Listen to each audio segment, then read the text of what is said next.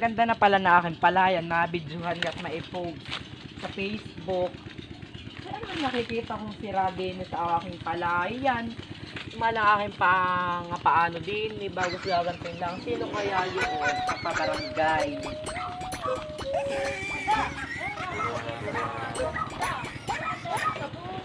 Aba, dito na kami nakinig na nakalansing. Ano ba gayon? Aba, paray ko pag may nakikita nanunukit din eh. Eh wala may nakikita ka kung naninira ang palayan. Wala yun ay aking ipapakunsihal. Ako din. Aba, pare, para kami nakitang naninira ng iyong palayan. Iyong ang tingnan.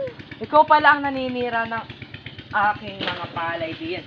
Ikay pumunta din, ikay dadalhin ko sa kunsihan bago ako umawi sa iyo.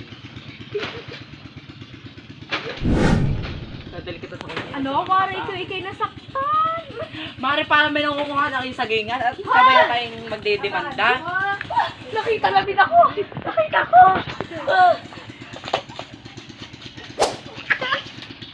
Dagma. Aba. Bangon. Ano tayo? Ikidadalhin ko. Ikididimanda ko. Oh. Pare!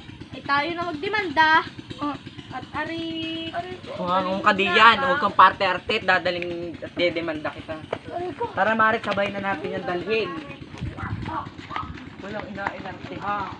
Kailangan yung mademanda at sinisira nyo. Mari, ikay pumunta na din tayo, dedemanda na. Sige, Mare. Ano ba pong nagginawa ng Ito ho ang ginawa sa akin ito, nanungkit ko ng aking, may imbis na ho naibinta ko ang aking saging, kanya hong kinukuha. Sa akin naman po, sinisira niya aking palayan, ay mahal na mahal po ng aking pagpapabayad sa mga Hindi ka namin mapapatawad. Paano namin kayo mapapatawad sa ginawa ninyong kasalanan ngayon? Hindi kami tutulog. Hindi kami makakakita ng